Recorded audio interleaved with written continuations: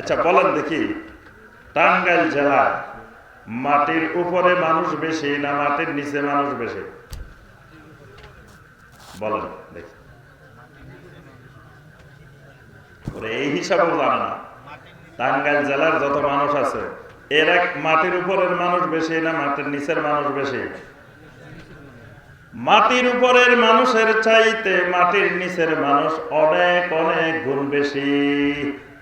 আজকে শত শত হাজার হাজার বছর ধরে কত মানুষ এই দুনিয়াতে আসছে, আবার দুনিয়া থেকে গেছে। যতজন গেছে সবাই কিন্তু মাটির নিচে আছে, আছে না?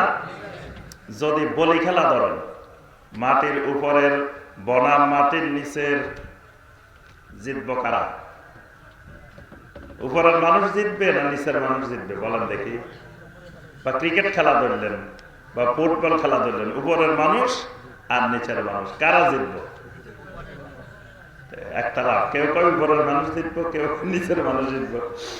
উপরের মানুষ টাঙ্গাইল জেলার যতজন আছেন সবাই, মাটির নিচের মানুষ খালি একজন। কবরস্থান দিয়ে যদি উঠি দাঁড়াইতে পারে, আপনারা বলি খেলা লাগবে না, দেখার আগেই সব বেহোশ হয়ে মরে যাবেন, সবগুলো বেহোশ। যদি খালি একজন দেখতে পারেন, দেখা দূরের কথা, কবরস্থান দিয়ে হাঁটার সময় যখন সামনের দিকে যায়, রাত্রেবেলায় ওয়াজ মাহফিলের পরে বাড়িতে যাওয়ার সময় রাস্তা দিয়ে যদি কোনো কবরস্থান থাকে, যাওয়ার আগে কতবার আয়াতুল কুরসি পড়ে, কতবার সূরা ইখলাস পড়ে, কতবার সূরা ফাতিহা পড়ে, শরীরে ফু দিতে দিতে রাস্তা অতিক্রম করে।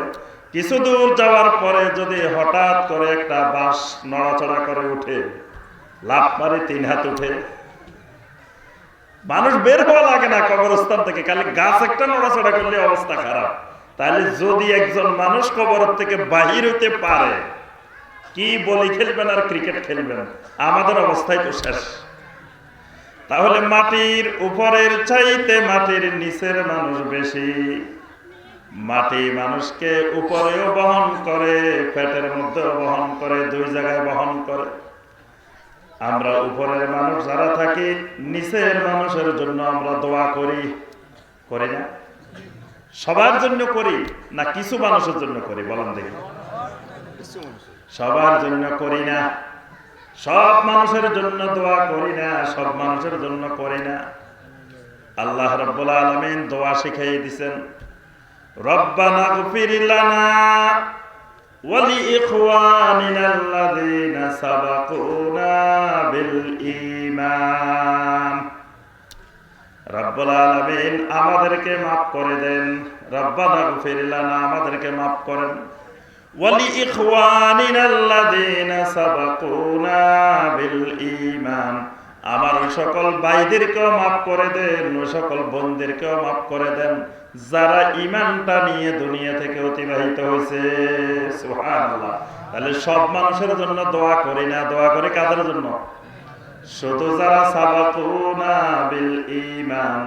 তাহলে আমি আপনিও যদি ঈমান লই কবরে যাই, কিয়ামত পর্যন্ত লক্ষ লক্ষ কোটি কোটি ঈমানদার আমার আপনার জন্য প্রতিদিন দোয়া করতে থাকবে। সুবহানাল্লাহ। আর ঈমান নিয়ে কবরে যান নাই, একজন মানুষও জমিনের থেকে আপনার জন্য দোয়া করবে না, একজনও কোনোদিন দোয়া করবে না যে আল্লাহ যারা ঈমান না লই মারা গেছে তাদেরকে মাফ করে দেন, এই কথা কেউ বলবে না। তাহলে ঈমান নিয়ে কবরে গেলে কিয়ামত পর্যন্ত দোয়া পাইতেই থাকবো আমরা। জানাজার নামাজে একটা দোয়া পড়া হয়, আপনারা পড়েননি এটা? জানাজার নামাজের দোয়াটা বলেন দেখি, নাকি আপনাদের দেশে জানাজায় পড়ে না? জানাজা পড়ে? তো জানাজা কি দোয়া পড়েন আপনারা? আল্লাহুম্মা গফির লি হাইয়িনা ওয়া মাইয়িতিনা ওয়া শাহিদিনা ওয়া গায়িবিনা, এটা পড়েন না? এই দোয়াটার মধ্যে আমরা আল্লাহ রাব্বুল আলামিনের কাছে দোয়া করি, আল্লাহুম্মা মান আহইয়াইতাহু মিন্না ফাআহইহি আলাল ইসলাম ওয়া মান তাওয়াফাইতাহু মিন্না ফাতাওয়াফাহু আলাল ঈমান। আয় আল্লাহ, যতদিন আমাকে দুনিয়াতে বাঁচিয়ে রাখবা ততদিন আমাকে ইসলামের উপরে বাঁচিয়ে রাখো। যখন আমাকে মৃত্যু দিবা, ঈমানের উপরে মৃত্যু দিবা। আমার মৃত্যুটা যেন ঈমানের উপরে হয়।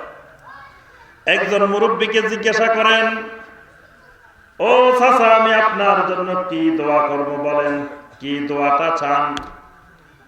মুরব্বী বলবে, বাবা, আমার জন্য কোনো দোয়া দরকার নাই, একটা দোয়া করবা, যাতে ঈমানটা নিয়ে কবরে যেতে পারি। ঈমানটা লই যাতে কবরে যেতে পারি, এই দোয়া করবা।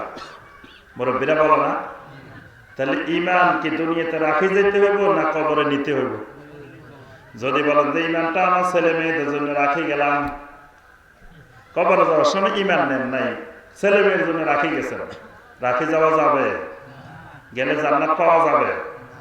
কবরের মধ্যে ঢুকার সাথে সাথে পরীক্ষার হল বসে যাবে। পরীক্ষা হবে না? কি আপনাদের হবে? সব মানুষের, সব জায়গার, সারা দুনিয়ার সবারই পরীক্ষাটা হবে। সেই পরীক্ষার প্রশ্নগুলো বলেন দেখি, কি কি প্রশ্ন? প্রশ্ন জানেন? মার রাব্বুকা ওয়া মা দীনুকা ওয়া মান নাবিয়্যুকা। তোমার রবকে, তোমার দিন কি, তোমার নবীকে জিজ্ঞাসা করবে না? আচ্ছা বলেন দেখি, এই প্রশ্নগুলো ঈমানের প্রশ্ন নাকি আমলের প্রশ্ন? তিনটাই কিন্তু ঈমানের প্রশ্ন। মার রাব্বুকা, তোমার রবকে, ওয়া মা দীনুকা, তোমার দিনকে, ওয়া মান নাবিয়্যুকা, তোমার নবীকে। তিনটা প্রশ্ন কিন্তু ঈমানের উপরে। তাহলে ঈমান কিন্তু কবরে যাওয়ার সাথে সাথে ঈমানের পরীক্ষা শুরু হয়ে যাবে। আমলের পরীক্ষাও হবে, তবে আমলের পরীক্ষাটা হবে কিয়ামতের ময়দানে। ইন্না আউওয়ালা মা ইউহাসাবু বিহিল আবদু ইয়াওমাল কিয়ামাতি মিন আমালিহি সালাতুহু। আল্লাহ রাসূল সাল্লাল্লাহু আলাইহি ওয়াসাল্লাম বলেন, কিয়ামতের ময়দানে সর্বপ্রথম যেই আমলের হিসাব শুরু হবে সেটা হলো সালাত, নামাজ। কিন্তু কবরে প্রথমেই যে পরীক্ষাটা, সেটা কিসের? ঈমান। এখন প্রথম পরীক্ষায় পাস করেন নাই, ঈমানের পরীক্ষায় ফেল, তাহলে পরবর্তী পরীক্ষা পাস করার সম্ভাবনা আছে? প্রিলিমিনারিতে ফেল করছেন, বিসিএস পরীক্ষা দিতে গেছেন, প্রথম প্রিলিমিনারিতেই ফেল, আপনাকে রিটার্ন পরীক্ষা দেওয়ার আর পারমিশন নাই, ভাইভা দেওয়ার পারমিশন নাই। প্রথম পরীক্ষায় পাস করলে তারপরে আপনি রিটার্ন দিতে পারবেন, লিখিত দিতে পারবেন, লিখিত পাস করলে ভাইভা দিতে পারবেন। আপনি যখন কবরের প্রথম প্রিলিমিনারি পরীক্ষায় ফেল করে গেছেন, বাস আর দ্বিতীয় কোনো পরীক্ষার আপনার আর সুযোগ নাই। তাহলে ঈমানটা কবরে যাওয়ার সময় সাথে করে নিয়ে যেতে হবে। তাহলে ঈমানটা এত দামি, এত মূল্যবান, সেই ঈমানটা আমাদের হেফাজত করা, সংরক্ষণ করা, যত্ন করা দরকার আছে কি নেই? কেমনে যত্ন করবেন? আপনাদের ভিতরে ঈমান আছে কি নেই বলেন দেখি? আছে? আচ্ছা, তো ঈমান তো সবারই আলহামদুলিল্লাহ আছে, এবং যেই ভাইয়েরা নামাজ পড়ে না তাদেরও কিন্তু ঈমান আছে, আছে না? তো আমি নামাজ না পড়লে কি হইব? আমার ঈমান কিন্তু খুব মজবুত, ঈমান কিন্তু খুব শক্ত। আপনাদের দেশে বলেনি? আপনাদের দেশেও বলে? এটা আমরা মনে করতাম খালি আমাদের এলাকায় বলে, এখন এই এলাকায় বলে। তাহলে বোঝা গেল নামাজ না পড়লেও আমাদের দেশে ঈমান থাকে। আমি নামাজ না পড়লে কি হবে? আমার ঈমান কিন্তু খুব মজবুত, ঈমান কিন্তু খুব শক্ত। যেই ঈমান আমাকে আপনাকে মসজিদ পর্যন্ত আনতে পারে না, যে ঈমান আমাকে আপনাকে কয়েক গজ দূরে আল্লাহর ঘর পর্যন্ত নিতে পারে না, ওই ঈমান আমাকে হাজার হাজার মাইল দূরে জান্নাত পর্যন্ত নিতে পারে না। যে ঈমান এত দুর্বল হয়ে গেছে, যে ঈমানে আমাকে ফজরের সময় ঘুম থেকে জাগাইতে পারে না, ওই ঈমান আমাকে আপনাকে জান্নাত পর্যন্ত কোনোদিনও নিতে পারবে না। আমার আপনার ভিতরে যদি ঈমান থাকে, কালবের ভিতরে যদি ঈমান থাকে, ঈমানটা সব সময় ঈমানের গ্রান ফাইলে দৌড়ায়, ইমানের খাবার পাইলে দৌড়ায়, ইমানের গ্রাণ আসে আজানের মধ্য থেকে। 5 ওয়াক্ত আজান যখন মসজিদের থেকে হয়, মসজিদের যখন মুয়াজ্জিন মাইকে যখন বলতে থাকে হাইয়া আলাস সালাহ, হাইয়া আলাস সালাহ, এই আওয়াজ যখন মুমিনের কালবে লাগতে থাকে, মুমিনের কালবে ধাক্কা দেয়। মুমিনের কালবে যদি ঈমান থাকে, ঈমান তাকে এই গ্রাম পেয়ে যেদিক থেকে গ্রামটা আসছে, ঈমান তাকে নিয়ে সেই দিকে দৌড়ায়। ঈমান এই গ্রাম পাইলে, আজানের গ্রাম পাইলেই ঈমান দৌড় দেয়। আর যদি ঈমান না থাকে দৌড়াবে না। ঈমান যদি অসুস্থ হয়ে যায়, ঈমান যদি মরে যায়, ঈমান যদি প্যারালাইজড হয়ে যায়, তাহলে সারাদিন আপনার সামনে আজান হোক, কোনো নড়াচড়া হবে না। ঈমানের খোরাক হলো আল্লাহর জিকির, ঈমানের খোরাক হলো নামাজ, ঈমানের খোরাক হলো কোরআনে কারীমের তেলাওয়াত, ঈমানের খোরাক হলো কোরআনের আলোচনা। আল্লাহ পাক কোরআনে কারীমের সূরা আল-আনফাল 2 নম্বর আয়াতে বলেন, ইন্নামাল মুমিনুনা আল্লাযীনা ইযা যুকিরাল্লাহু ওয়াজিলাত কুলুবুহুম ওয়া ইযা তুলিয়াত আলাইহিম আয়াতুহু যাদাতুহুম ঈমানা। আল্লাহ রাব্বুল আলামিন বলেন, ঈমানদারের সামনে আল্লাহর জিকির করা হলে, আল্লাহর জিকিরের গ্রাম পাইলে তার অন্তর ভীত সন্ত্রস্ত হয়ে যায়, অন্তর কেঁপে ওঠে। কোরআনে কারীম যখন তার সামনে তেলাওয়াত করা হয়, যাদাতুহুম ঈমানা, তার ঈমান শুধু বাড়তে থাকে, শুধু বাড়তে থাকে। সুবহানাল্লাহ। ঈমানের খোরাক পাইলে ঈমান তাজা হতে থাকে।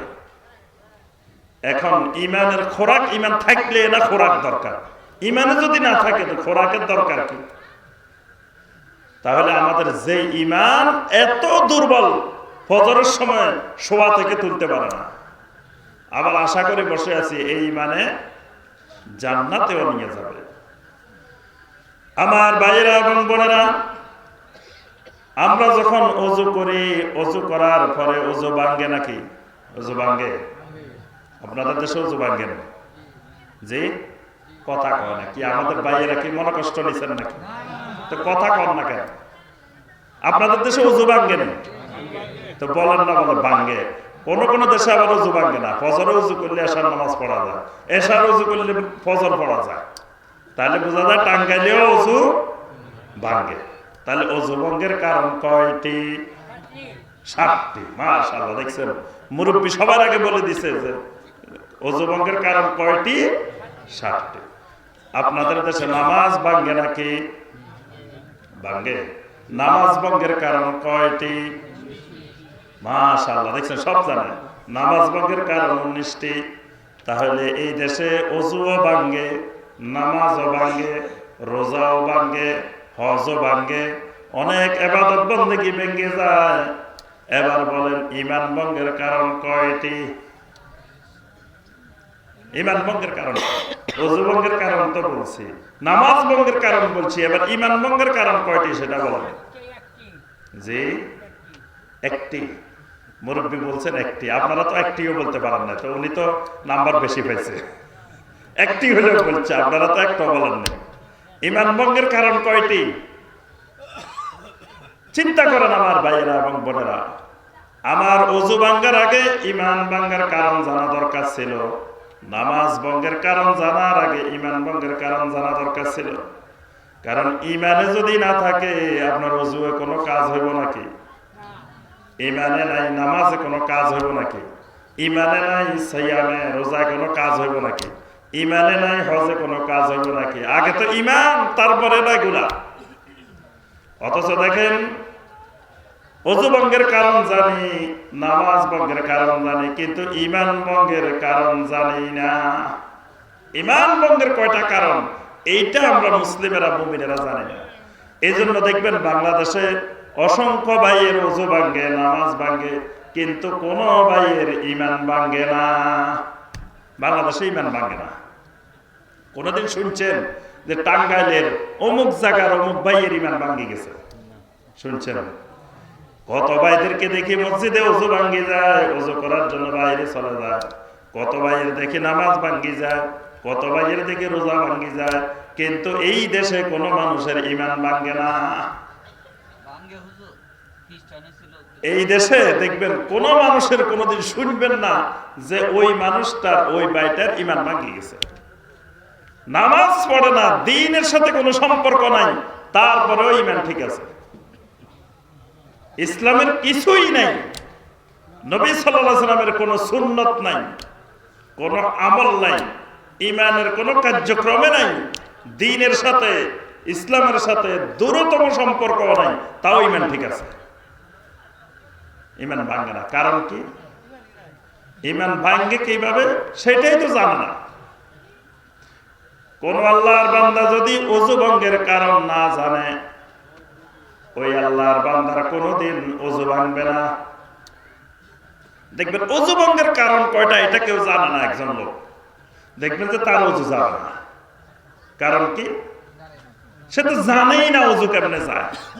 আল্লাহর এই বান্দা ফজরের নামাজের ওযু করে, একই ওযু দিয়ে যোহরও পড়ে, আসরও পড়ে, মাগরিবও পড়ে, এশাও পড়ে।